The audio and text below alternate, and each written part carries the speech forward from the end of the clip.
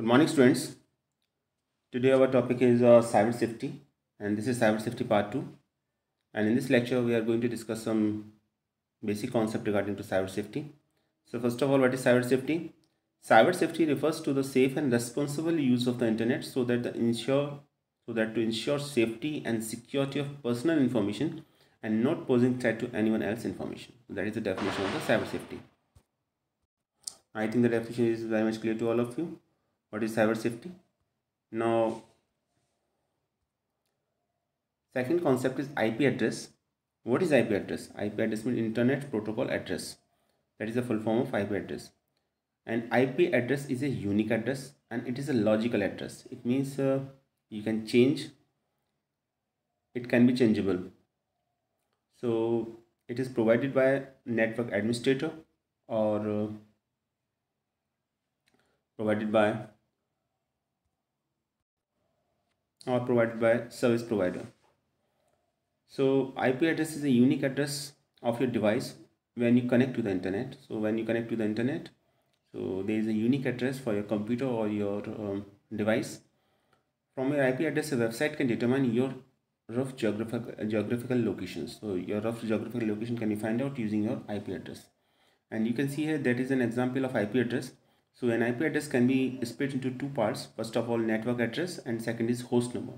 So network address is the address which specifies a specific network, and the host number which specify a particular machine in that network. And you can easily see that there is a number like that 148.78.250.12, and you can easily see that these numbers are again converted into 8-bit forms, or we can say that 8 bit is equal to 1 byte. So in this is a 4-byte address. 148 when converted into a binary number, then it is equal to 100101000. So it is a 8-bit address. Then 8-bit of 1 byte. 148 is converted to 1 byte, and 1 byte equal to 8-bit, and the 8 bits here are 100100100. Okay. Then 78 is again converted into a byte, and 250, and same process follows for 12 also. So we can say that an IP address is stored in 4 bytes, and you can see that. So these 4 bytes again divided into two parts: network address and host address. First part is network address and second part is host address. So two important things regarding to IP address. First of all, IP address is a logical address. It can be changed, and it is provided by network administrator or service provider.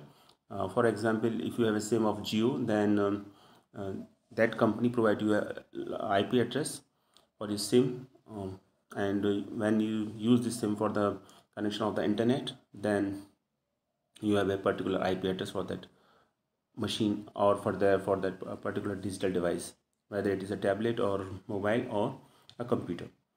And second part, which is very important regarding to IP address, that IP address can be divided into two basic parts. In first part is network address and second part is host address. And you can easily see that is an example in which IP address, there is a 4-byte IP address, and all 4 numbers are separated by dot sign. Okay. And when we compare it IP address to the MAC address, when we discuss about network interface card, then there is a concept MAC address. MAC address means media access control address, and MAC address is a physical address that is permanent for all NIC's card. That is the difference between the IP address and the MAC address. Then next topic is cookies. What are the cookies? So cookies are the small text file on a computer storing a small piece of information related to your online habits. So cookies are the first of all the small text file, and that is storing a small piece of information. Whatever you just search on when you go to the online, that information is stored in cookies. So cookies are the small text files.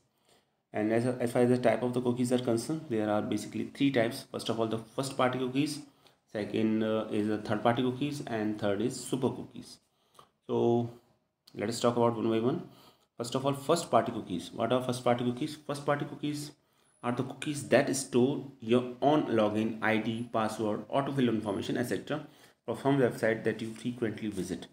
So that cookies store your login ID and password and autofill information. So second is third party cookies. These are the cookies that websites store to know about your search history and web browsing history to so as to place advertisement as per interest. And third party cookies may result unwanted advertisement on your web pages. So whenever just you open a web page, then you can see some advertisement are there, and then if you open the same site on different computers, then it is possible that advertisement is that type of advertisement not there, or different advertisement are there.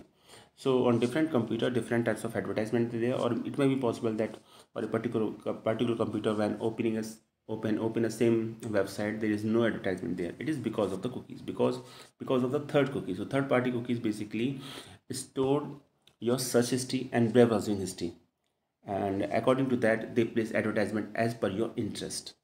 Okay, so that is the role of the third party cookies, while first party cookies just store the login ID, password and autofill information in your computer system. So when you just go to the second time, then this type of information is already filled there using first party cookies. So that is the difference between the first party cookies and third party cookies. And this question is asked so many number of times, that was the difference between first party cookies and the third party cookies. So the difference is very simple. First of all, as far as cookies is concerned, are the text file that store your personal information when you just go to a website. And first party cookies basically stored login, password and autofill information details, and third party cookies website store information regarding to your search history and web browsing history, and they show advertisement according to that. Next is super cookies.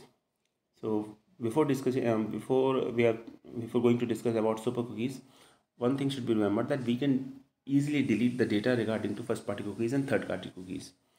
But as far as super cookies is concerned, super cookies are the persistence cookies. So it means that data is stored permanently in this type of cookies, and they come back even after you delete them. So even if you delete the data regarding to super cookies, you can then this type of data again is stored in this type of cookies. So super cookies are the persistent cookies, and you are not able to delete the data in super cookies. So that is the basic concept of the super cookies. So now basically we can say that we have three types of cookies: first party cookies, third party cookies and super cookies. First party cookies store login ID information, third party cookies store search history, and super cookies are the persistence cookies. So that is the difference between all these types of cookies. And the definition of cookies is very simple. Cookies are the text files that store your information about your browsing history when you go to a website. And next is private browsing, anonymous browsing. There are two terms: private browsing, anonymous browsing. So first is anonymous browsing. Anonymous browsing allows users to view website without revealing any personal information like their IP address. IP address means internet protocol address. If you don't want to display your IP address, then you can use anonymous browsing. So an anonymous browser lets user to access website anonymously. It means you are in a condition to hide your IP address. Next is private browsing. There are different types of private browsing, in which incognito browsing is most important. So what is incognito browsing? Incognito browsing basically opens up a version of the browser that will not track your activity. It means using incognito browsing, cookies are not able to store data according to your search history. So it is particularly useful if you are entering sensitive data like your bank details into your browser, and it can minimize the risk of your information being saved to that computer. So such type of there is a search engine named DuckDuckGo, which is a part of incognito browsing.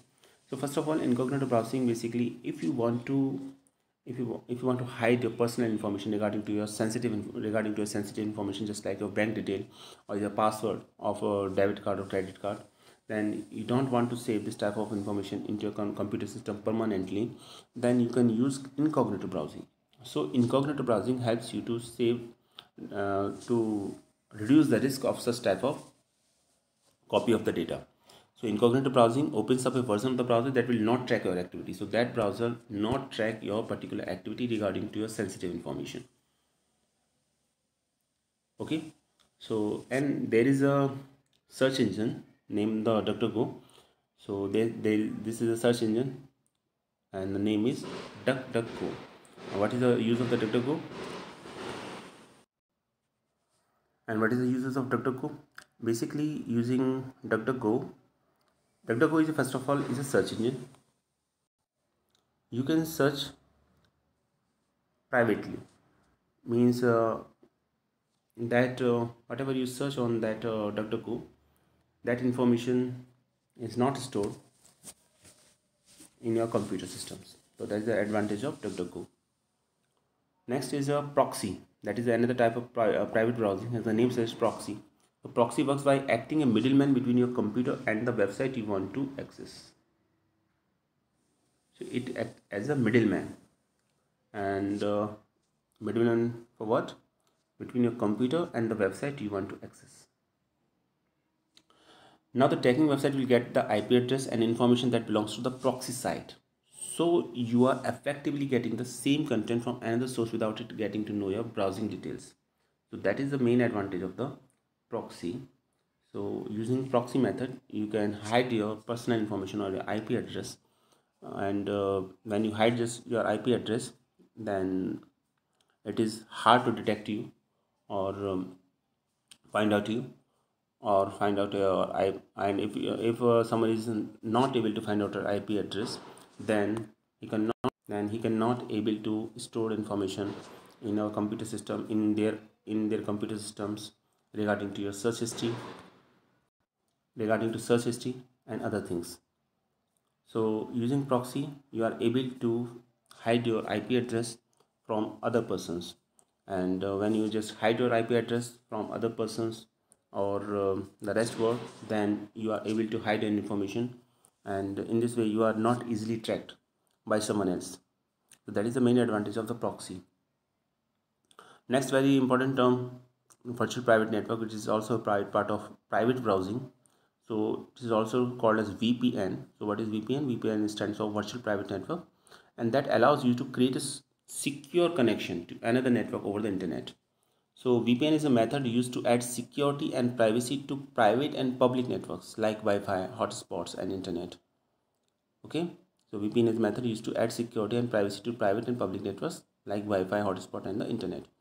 So when we want to just define the concept of the VPN, then you can say that VPN or virtual private network allow you to create secure connection to another network over the network. And VPN are most often used by the corporation to protect sensitive data.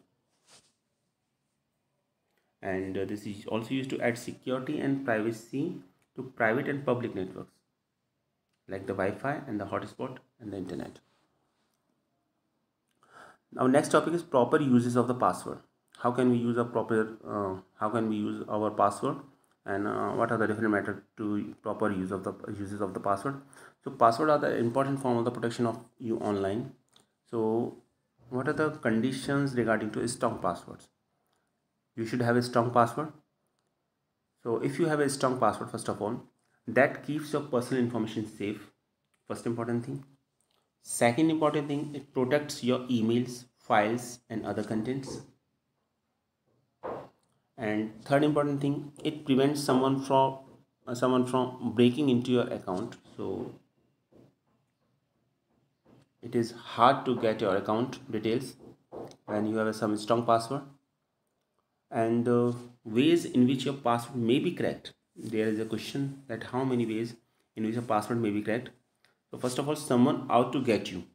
Some people desperately trying to get access to your account might be able to guess your email password and use password recovery option to access your account. So there is the option of recovery password when you create just a password in a Gmail or other websites. So using recovery options, someone can get your account details, and it may be possible that they can easily hack your account, Gmail account, or your social media accounts easily. That so someone out to get you. So some people desperately trying to get access to your account, and it might be possible using guessing your email password. It may be possible that he or she maybe is of your best friend, and he may guess your password and may easily guess password recovery options to access your account. and second is you become the victim of the brute force attacks. Now, what is the brute force attack? So these attacks work by systematically checking all possible passphrases until the correct one is found. So he or she will be trying the correct password until he or she get the correct one. So it may be possible.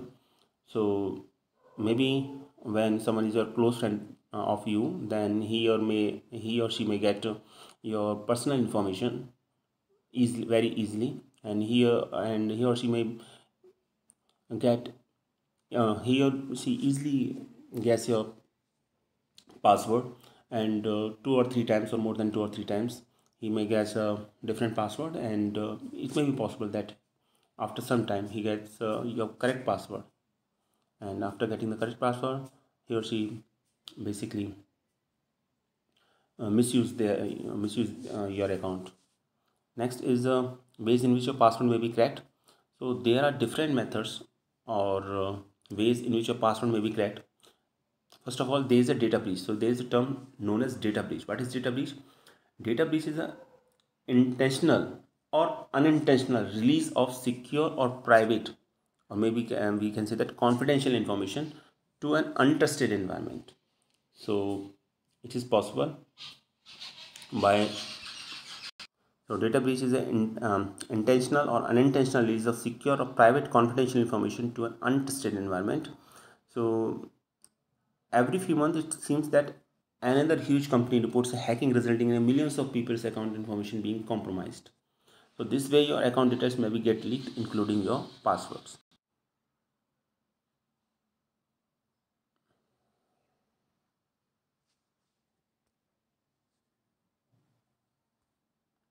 Now I think the concept of data breach is not is now very clear to all of you.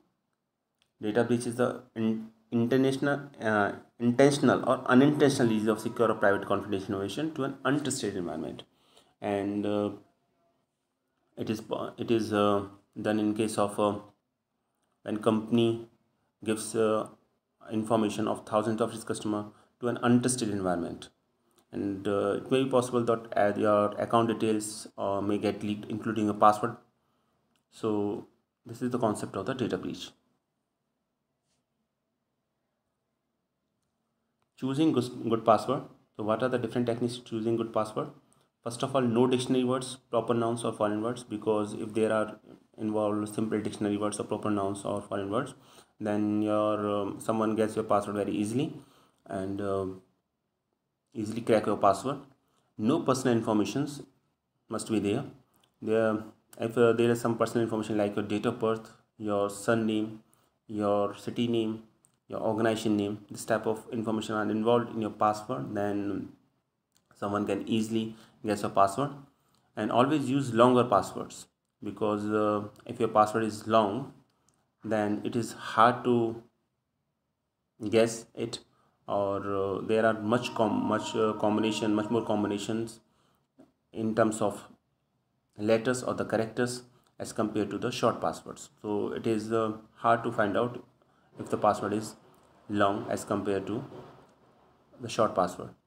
And use passphrase to remember complex passwords. So if you just give a complex password, then always use passphrases to remember that complex password. But because most of the time it is found that you also forget your password, so you just use passphrases to remember your complex password.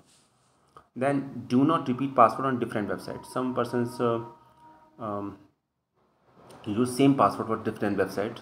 So if a particular website get your address, will get your password, and that is a password for your bank account also, then it may be possible that they use that password for your bank account details, and they can easily access your bank account details. So always use different password for different websites or different accounts.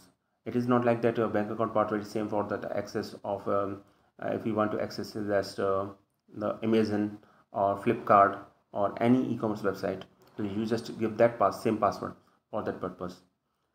Okay, so always use different password for different websites, and don't use password that are based on personal information. That is very important information. Every person have some personal information, and most of the time users use user create a password regarding to their personal informations. So personal information can guess very easily, and regarding to the personal information, there is a password. Then this password may be easily cracked. So don't use a personal information regarding to your password, and use different password on different systems in an account. If you use more than one systems or more than one computer systems or different accounts are there, then always use different password for different systems and account, and also for different website. That is already discussed in our previous point number 5, previous point. Okay, so these are the some techniques regarding to choosing good passwords. Some There are two other methods, or we can say that techniques to using good password. Use a combination of capital and lowercase letters, numbers, and any special characters. So when you create a password, then always that password should always contain a combination of capital letter as well as lowercase letter. There are numbers, there should be numbers also, and special characters also. So some of the website suggest you to create a password using capital, lowercase letters, and the numbers and the special characters, because it is hard to identify or hard to guess when you just use a capital letter or lowercase letter combinations with numbers and special characters. And last point is, don't use word that can be found in any dictionary of any language. We just don't use any word, simple words that is a part of the dictionary or that anyone can easily guess. Okay, so don't use simple words that is found in any dictionary or any languages. That is these are some good techniques to choose a good password. Next our topic is confidentiality of information. What is the confidentiality of information? Confidentiality of information ensures that only authorized users get access to the sensitive and protected data. Only the here authorized means one person who is who have legal right to use a particular account. Okay, so confidentiality of information ensure that the only authorized user get access, means are able to read or write, are able to perform read and write operation on a particular part of the data or sensitive data. Okay, so that is all about the confidentiality of information. Next is practices to ensure confidentiality of information. There are some practices which ensure confidentiality of information. First of all, use firewall wherever possible. So what is firewall? First question that is there on mind. So let us take a diagram first. You can first of all just see this diagram. There is a LAN and there is a WAN also, and there is a wall. We can say that it is a firewall. And when we want to share the information between these LAN and WAN, then the information pass through a firewall. So it protect the data, or we can say that when some data is goes from LAN to WAN or from WAN to LAN, then it must be checked by a firewall that whether it is a sensitive data or not. If it is found to be sensitive, then it is not passed by the firewall and stopped by the firewall in that case. So that data cannot be shared using LAN and WAN. That is the concept of the firewall. So firewall is a network security device. First of all, it is a network security device, okay, that monitors incoming and outgoing network traffics and decide whether to allow or block specific traffic based on a defined of the set of security rules. So there are some set of security rules which are already defined, and according to the set of security rules, some data can pass through firewall and some data are blocked by the firewall. It may be possible. So firewall is a network security device first of all, and that monitor incoming and outgoing network traffic and decide whether to block or allow a specific traffic based on a specified set of security and rules. And second important thing, firewall may be a hardware, it may be software, or it may be a combination of both the hardware and the software. So firewalls are generally designed to protect network traffic and users when determine who can access a particular computer or networks. So in this concept of firewall, the main focus is to about who can access a particular computer or networks. So if we want to block a particular computer or particular network or particular type of data, then we can use firewall. So firewall is a network device which can, using firewall, we can block particular type of data, or we can restrict our data, that what is to be passed through a firewall, or what is to be blocked by firewall. Next is a control browser setting to block tracking. We can also control our browser setting and using browser setting we can also block tracking, and no one can track our data or track our search history. Second is browse privately wherever possible. So always use a private browser for that purpose. And when you use privately, when you use a privately browse, then it is hard to detect your data and to find out the data what you search on a particular website. Next is be careful while posting on internet. So when you just post any information regarding to your bank account details or in any personal details, so be careful whether it is a secure website or not. If it is a secure website, then no problem at all. But if it is not secure, then find out whether it is a secure or not, whether it is a correct channel or not. So be careful while posting on the internet. Next is ensure safe sites while entering crucial information. So always ensure that whether a particular website is safe or not while entering crucial information. And you can do it in two manner. First of all, type the URL of the website in the address bar of the web browser. Do not click on a link that takes to the website. Sometimes you may there is a possibility then there is a particular link into your WhatsApp group or into your email account, and just click on that link, and that link will open a website, and that website you can share information. So don't use this. Don't just click on a particular link. Always give the URL of the website on the address bar of the browser. That will help you a lot. And by doing this, or it may be possible that your personal information,